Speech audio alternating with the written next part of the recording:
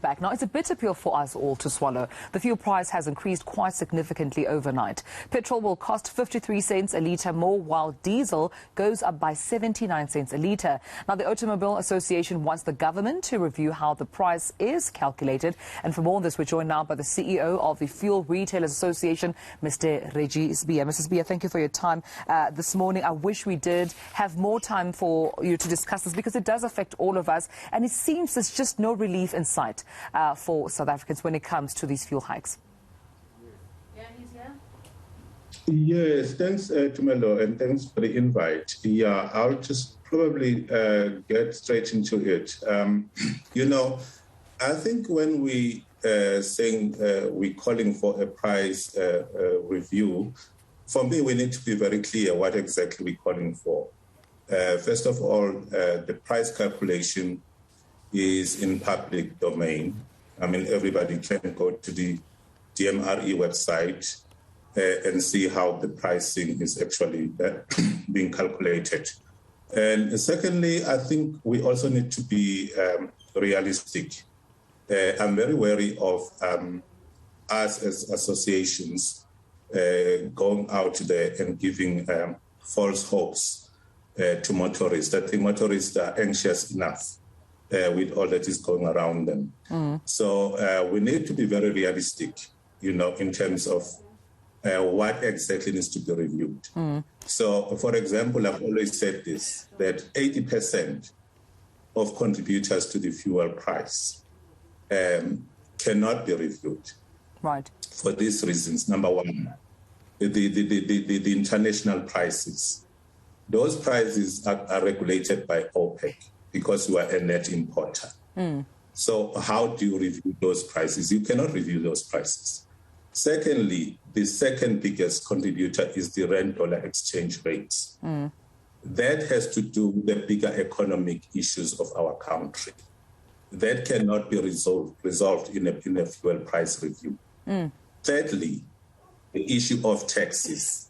Taxes are a separate process and a separate dispensation linked to the fiscus budget. Right. And fuel is just one way of collecting taxes. So the fuel pricing system has nothing to do with taxes. Taxes are governed by National Treasury, and they are just an input cost into the pricing.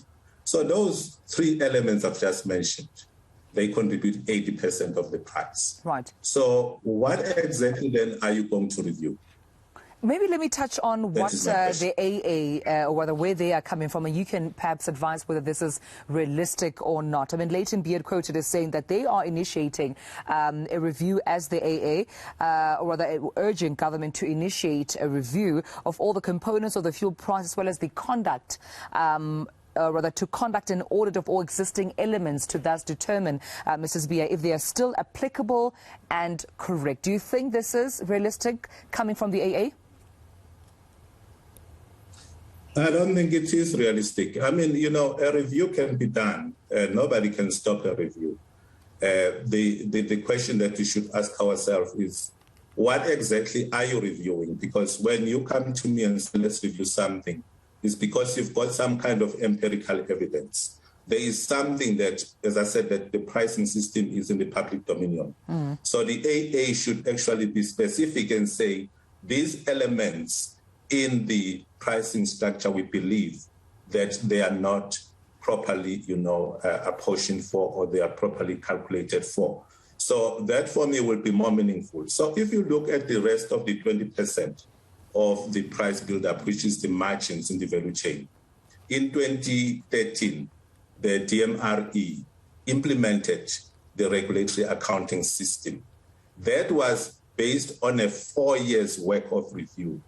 That review brought international consultants and local consultants and the industry stakeholders, and that was implemented.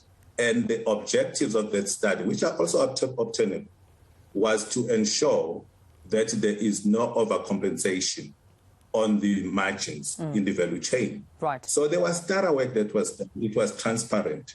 That study is available. AA can request it from the DMRE.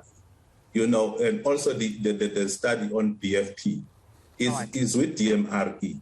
So AA can actually go and request those documents and then study them, review them, and then come and inform the public, you know, with proper information rather than just creating, you know, false hopes and making motorists more anxious than what they are. Motorists have got enough to bear. Right. Retailers have got enough to bear on price increases. We are all suffering on this, but it must be based on reality check. And I agree, Mrs. Sibiya, on that clarity, particularly to the public, because we understand that there's a petition that's ongoing. I think over 25,000 people have already signed this petition urging the government to review this. So definitely false hope would not be needed in that regard. But we have to leave it there due to time, unfortunately. Thank you so much, Mr. Reggie Sibiya, CEO of the Fuel Retailers Association, just for speaking to us about whether, you know, this particular call for a review by the AA is realistic or not.